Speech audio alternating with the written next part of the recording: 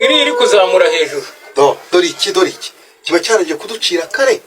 Izi nzoka zirenga 10 enye ziri hasi ku butaka ariko zigabanyijemo ibice bibiri, ebyiri zihekanye ku mugongo, izindi zirenga 6 nazo ziri hejuru mu gisenge. Izi nzoka ngo zateye uyu mubyeyi witwa Nyirarekeraho Pascasia utuye mu kagari ka Bijyujyu mu mudugudu wa Rebero mu murenge wa Muyumbu, ngo zamuteye kuva kuri uyu wa mbere w'iki cyumweru turimo, nk'uko uyu mubyeyi zateye iwe mu rugo yabitangarije BTN TV.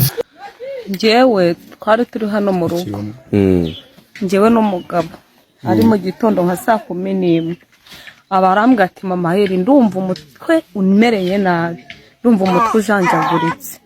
Nanjye ndamubwira ati humura Yesu ari wo, mpita mfata Bibiliya ndamusengera. Usanzwe usenga? Sanzwe nsengera muri ADPR.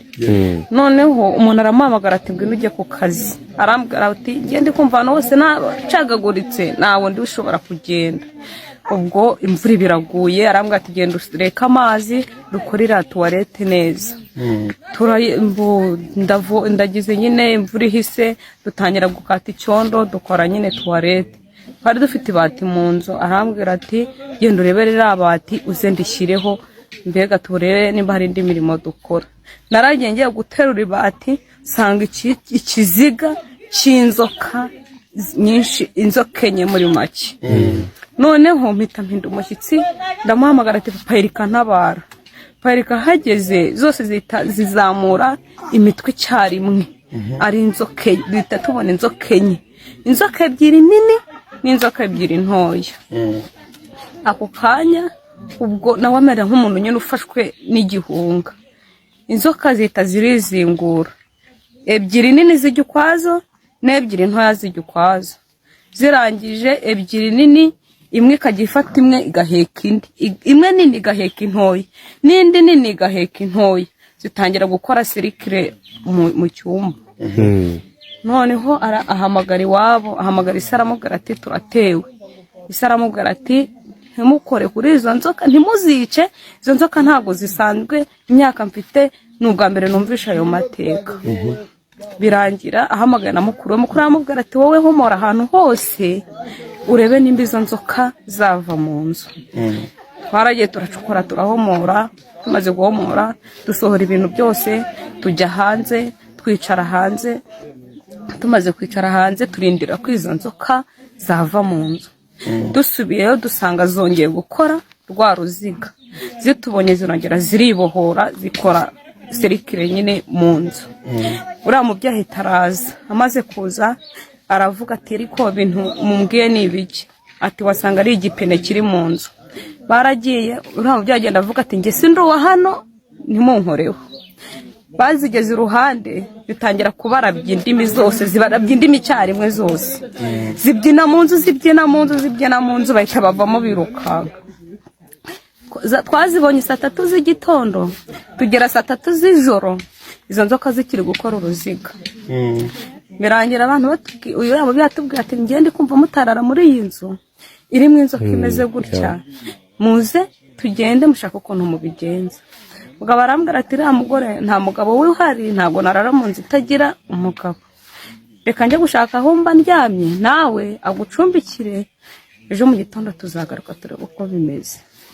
Ejo mu gitondo ngiye ubwo kuwa kabiri naragarutse, zaje kuwa mbere ngarutse nzana abantu basenga, binjira mu nzu. Zari zirimo n'ubundi? Zari zirimo. Barambwira ati reka tujye kureba nimba zirimo dusenge, nizo usanga zitanarimo nabwo dusenge. Binjiye mu nzu bahita bazibona zongeye gukora rwa ruziga rwazo, zita ziribohora, zitangira kubarabya indimi. Bavuga mu izina rya Yesu zikarabya ururimi, bavuga mu izina rya Yesu zikarabya ururimi. Ubwo ba mudugudu bari kugenda bishyuza umutekano. Bageze hano ati ninde wahomoye hano, bimeze bite ko tubura hano hahomoye? Bumva abantu bari mu nzu bari kuvanga mu izina rya Yesu.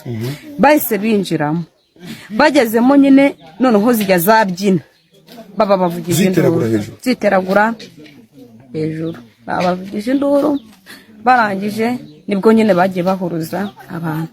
Haje abantu benshi cyane batandukanye, haza abasirikare barinjiye, abantu bose barafotoye, bajya kuzifotora zikitenga umurongo. bakazifotora, baba barangije kuzifotora zikongera zikizinga.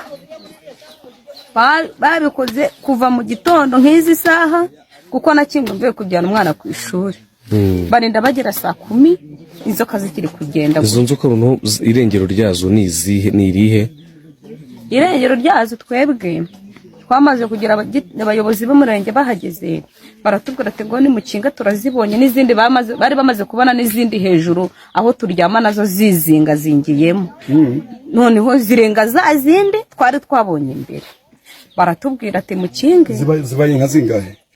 Abamwe baravango no 8, abandi bakavango ni 7. Ni ngo zigera mu 8. Abagerageje nta bantu bagerageje kuzica. Abantu bafataga igiti baravuze ngo izi nzoka ntimuzice. Noneho umugabo umwe aravuga ati ngiyewe ngiye gufata igiti nzisohore nzijyane hanze. Noneho asohora imwe yijyana hanze, igeze hanze irabyina irongera yisubirira mu nzu. Baba baravuze ati ibintu ntago bisanzwe, nta muntu wakicuza inzoka, uko wajya wica imwe hajya hapfa umwana hano muri uru rugo, uko turi 4, umugore n'umugabo n'abana 2 n'inzoka zarenye tukimara kuzivuga. Inkomoko y'izo nzoka ntago mwabashije kuyimenya? Inkomoko yayo ntawe twabonye, ntago twegeze tuyimenya, na n'izi saha ntago turayimenya. Ubuse ziri hehe nyine zagiye zite?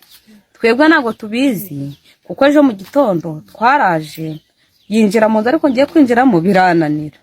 Arangije arambwira ngo yewe ngo handi muri cya cyumba ntazo ndi kubonamo, ariko urabyumva nawe yari afite ubwoba.